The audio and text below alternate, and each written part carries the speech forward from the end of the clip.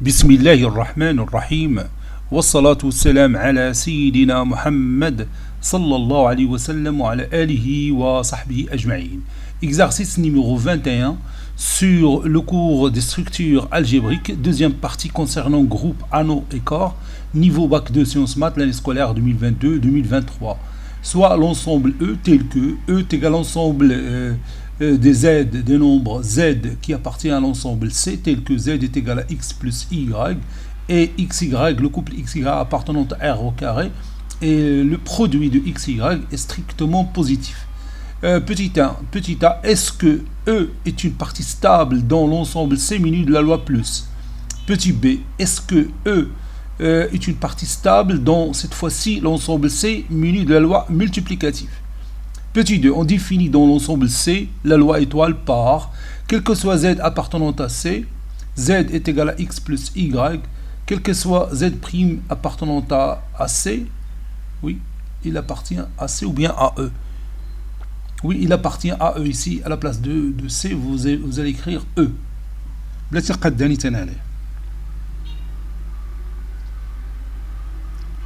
Voilà. Quel que soit Z' appartenant à E, Z' est égal à X' plus Y', avec le couple XY appartenant à R au carré, X', Y' appartenant à R au carré, et la loi étoile est définie de cette façon-là. Z étoile Z' est égal à XX' plus I fois Y'. Petit a, montrer que la loi étoile est interne dans l'ensemble E. Petit b, montrer que E muni de la loi étoile est un groupe commutatif. Troisième question, soit l'application f de E dans R, qui est définie par, quel que soit Z appartenant à E, Z est égal à X plus Y, et XY appartenant à R au carré, f de Z c'est ln XY, c'est-à-dire le logarithme népérien de XY. Petit a, montrer que f est un homorphisme de l'ensemble E muni de la loi étoile vers l'ensemble R muni de la loi plus. Petit b, déterminer l'ensemble N tel que N c'est l'ensemble des éléments Z qui appartiennent à E, tel que leurs images par l'application f est égal à 0. Est-ce que f est bijective? Passons maintenant à la réponse.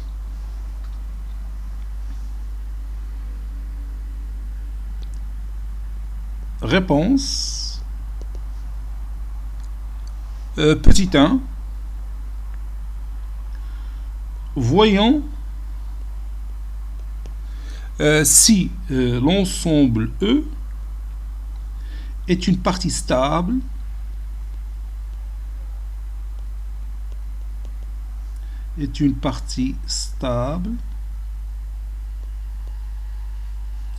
dans l'ensemble C muni de la loi plus, ou bien muni de l'addition.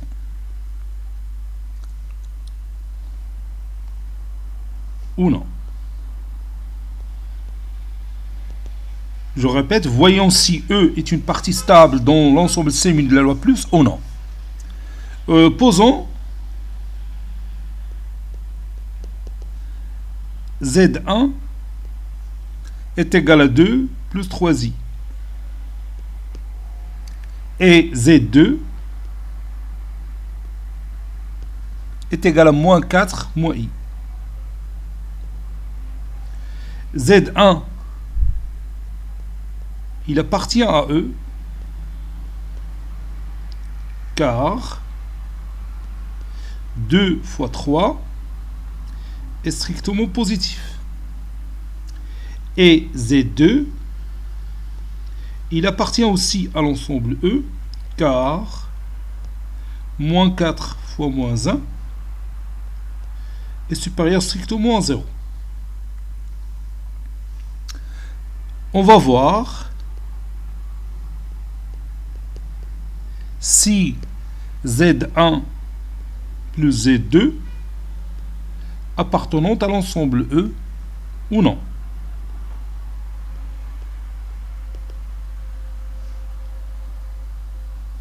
On a Z1 plus Z2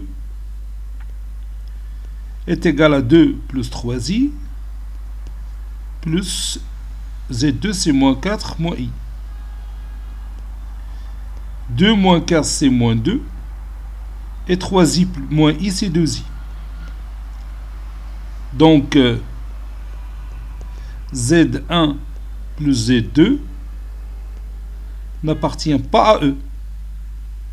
Car moins 2 fois 2 n'est pas strictement positif. Il est strictement négatif. Ainsi, E n'est pas une partie stable. E n'est pas une partie stable.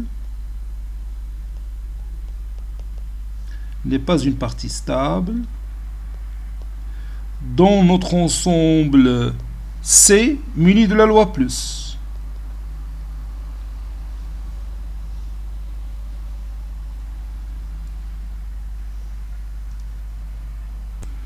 Voyons maintenant si E est une partie stable, cette fois-ci dans l'ensemble C, muni de la multiplication ou non. Posons Z1 est égal à 2 plus 3i. Et Z2 est égal à 1 plus 4i. Donc, Z1, il appartient à l'ensemble E, car 2 fois 3 est un nombre strictement positif. Et Z2 appartient aussi à E, car 1 fois 4 est strictement positif. On va voir maintenant. On va voir si Z1 fois Z2 appartenant à E ou non. On a Z1 fois Z2 est égal à 2 plus 3i fois, entre parenthèses, 1 plus 4i. Et on va développer ce produit. Ça donne 2 plus 8i plus 3i. 3i fois 4i, c'est moins 12. Donc ça donne 2 moins 12, c'est moins 10. Et 8 plus 3, c'est 11. Donc 11i. Donc, comme vous voyez, Z1 fois Z2 n'est pas un élément de E, n'appartient pas à E. Pourquoi j'ai dit ça? Car tout simplement, moins 10 fois 11 est strictement négatif. Il doit être strictement positif si on veut que ce produit appartienne à E. Ainsi, E n'est pas une partie stable, n'est pas une partie. E n'est pas une partie stable dans l'ensemble C muni de la multiplication. Dans l'ensemble C muni de la multiplication.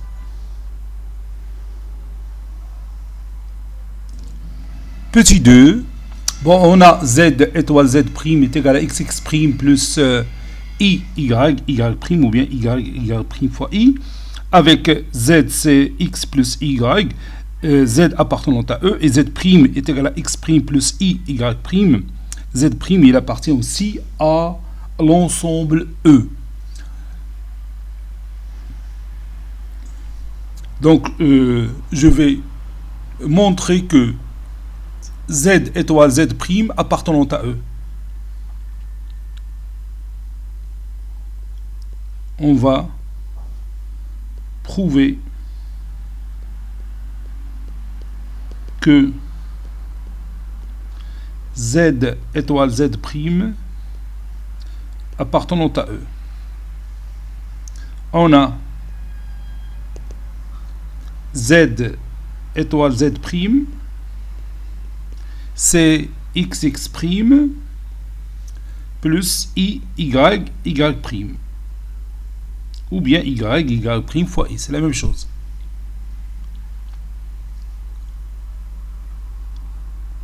et x prime fois y prime est égal à xy fois x prime y prime.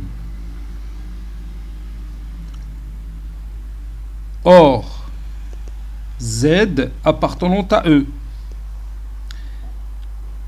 et z prime appartient aussi à E. Donc, le produit xy est strictement positif et le produit x prime y prime est aussi strictement positif. Ceci implique que le produit xy fois x prime y prime strictement positif. Ceci veut dire que z étoile z prime, il appartient à l'ensemble E. Ainsi,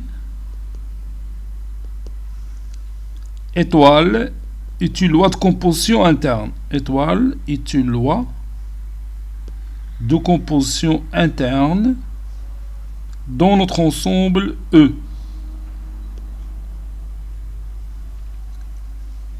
Petit b, montrons que E muni de la loi étoile est un groupe commutatif. Montrons que E muni de la loi étoile est un groupe commutatif.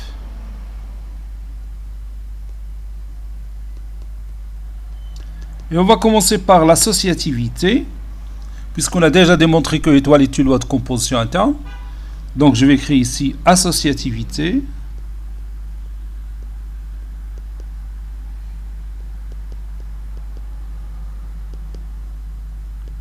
Pour cela, je vais prendre trois éléments de notre ensemble E, soit Z1 qui est égal à x1 plus y1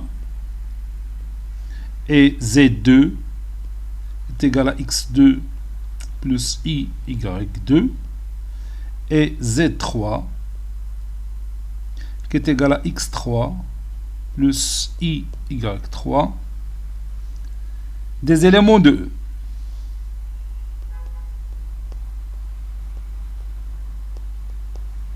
Des éléments de notre ensemble grand E. On a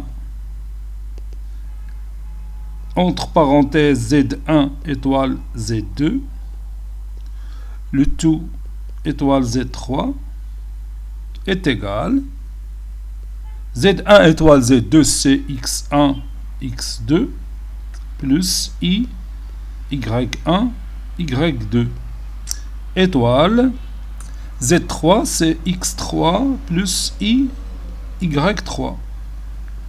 Ceci donne x1 x2 fois x3 plus y y1 y2 le tout fois y3. J'applique l'associativité dans R, ça donne x1 fois entre parenthèses x2 fois x3 plus y1 fois entre parenthèses y2 fois y3. Ça donne x1 plus y1 truc x2 fois x3 plus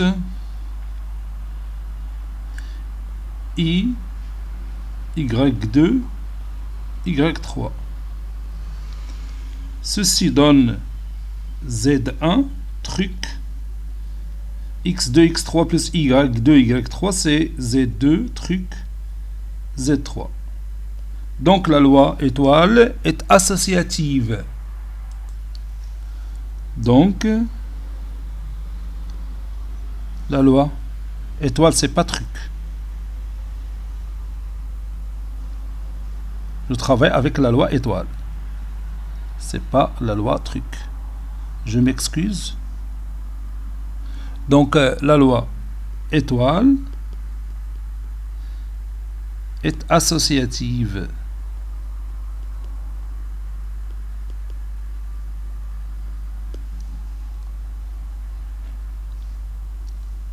Maintenant, je passe à la commutativité. Commutativité. Pour cela, je vais prendre deux éléments de l'ensemble E, que j'appelle Z1 et Z2, soit Z1 qui est égal à x1 plus y1 et Z2 est égal à x2 plus y2. On a Z1 étoile Z2 est égal à x1 x2 plus y1 y2 qui est égal aussi à x2 x1 plus y2 y1. Ceci est égal à Z2 étoile Z1. Donc la loi étoile est commutative. Donc on vient de montrer qu'elle est associative et commutative. Maintenant, on passe à l'étape suivante. On va montrer que cette loi admet un élément neutre. Donc je vais écrire élément neutre.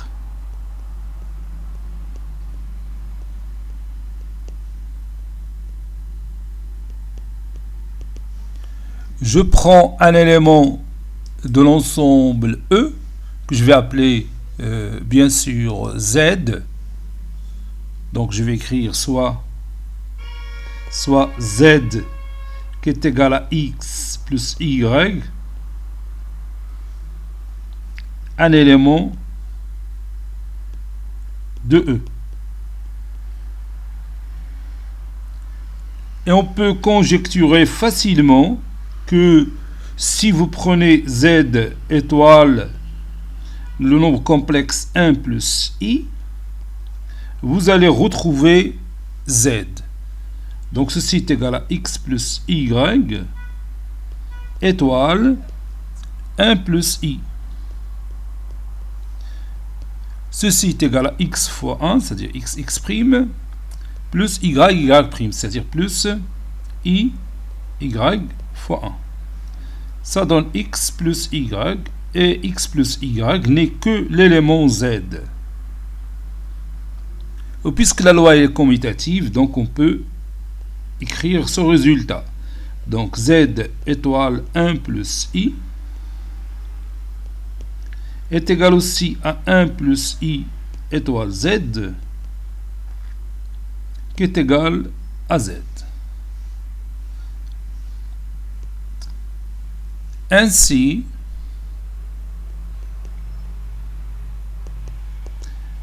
un plus I est l'élément neutre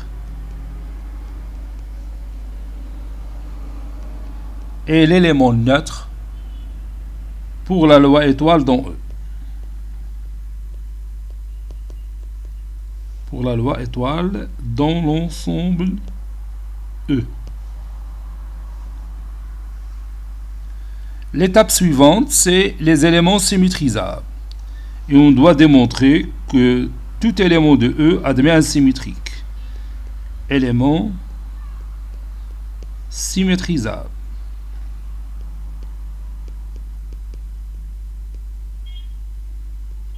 Et comme d'habitude, je vais prendre un élément quelconque de l'ensemble E que je vais appeler Z, soit Z qui est égal à X plus Y, un élément de E.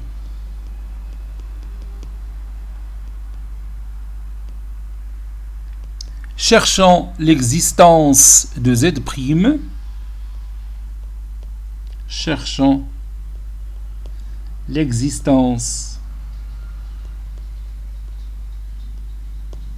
de Z' qui est égal à X' plus I, Y' de E, tel que Z étoile Z' est égal à l'élément neutre qui est 1 plus I. Et on va chercher Z'.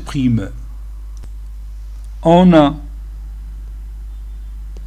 Z étoile Z' est égal à 1 plus I. Ceci veut dire que X' plus I Y' est égal à 1 plus I.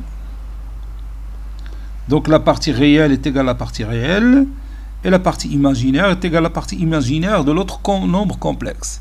Donc ça veut dire que X' est égal à 1 et Y' est égal aussi à 1. Ça veut dire que X' est égal à 1 sur X et j'ai le droit d'écrire 1 sur X car X différent de 0.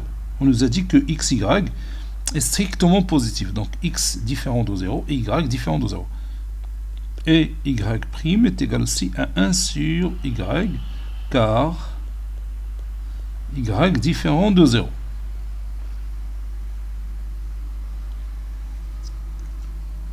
Donc tout élément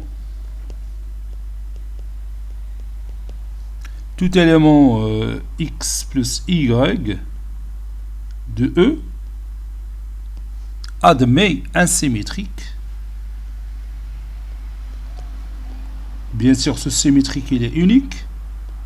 Admet insymétrique qui est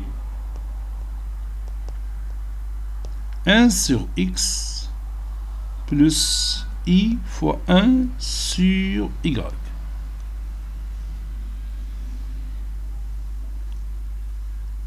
Conclusion, l'ensemble E muni de la loi étoile est un groupe commutatif.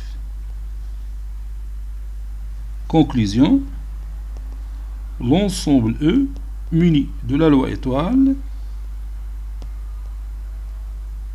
est un groupe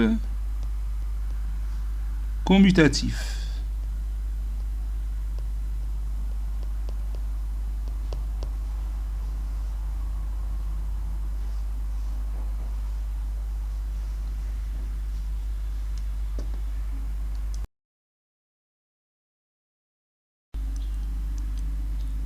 Troisième question, on a F, une application définie de E vers R qui a tout élément X plus Y. On a associé son image qui est F de X plus Y qui est égal à ln XY. On va montrer que F est un morphisme de E muni de la loi étoile vers R muni de l'addition. Et comme d'habitude, on prend deux éléments de l'ensemble de départ, soit Z1 qui est égal à X1 plus I Y1 et Z2 qui est égal à X2 plus I Y2, deux éléments de E. On a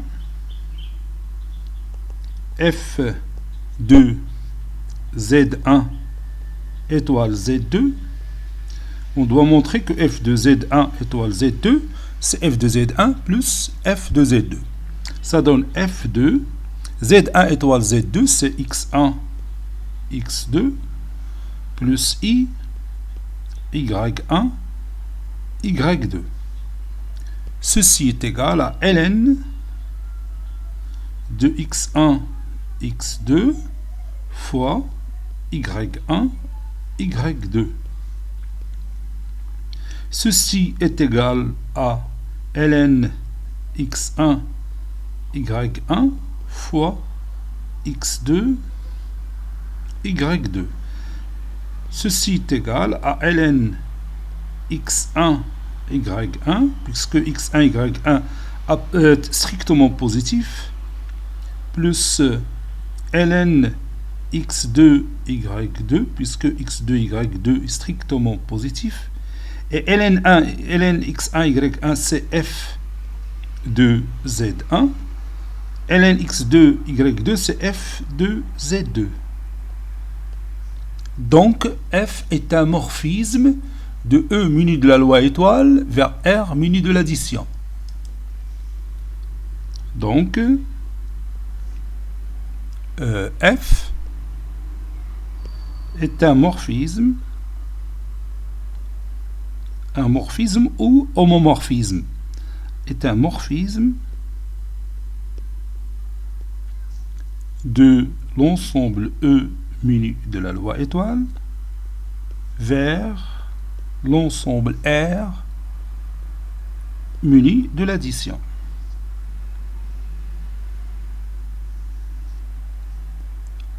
Petit b, on a l'ensemble n qui est égal à l'ensemble des éléments z qui appartiennent à E, tel que f de z est égal à 0.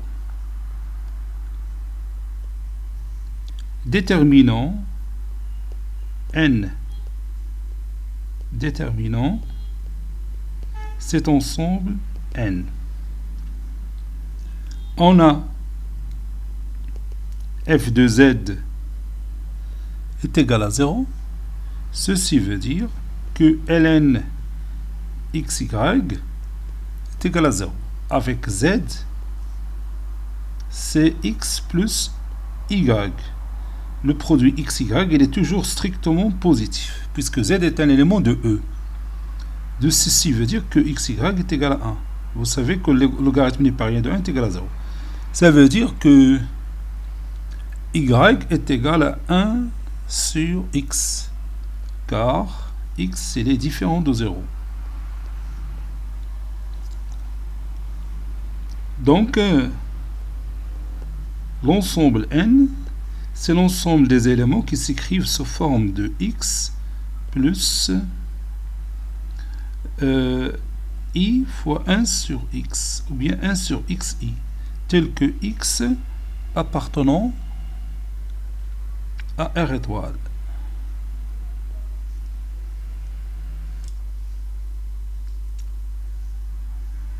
Maintenant, on va voir si f est bijective ou non. Voyons si f est bijective ou non. On a f de 2 plus 1 demi i est égal à 0, d'après le résultat précédent. Et f de 3 plus 1 sur 3i est égal aussi à 0. Donc, f de 2 plus 1 demi i est égal à f de 3 plus 1 tiers i. Et 2 plus 1 demi i, bien sûr, il est différent de 3 plus 1 tiers i. Donc, vous avez deux éléments distincts de l'ensemble des parts qui ont la même image, 0 par f. Donc, f n'est pas injective. Alors, f est non injective. Puisqu'elle est non injective, alors elle est non bijective. Par suite, f n'est pas bijective. Parce que vous savez, une application qui est bijective, elle doit être injective et surjective. Donc elle n'est pas bijective.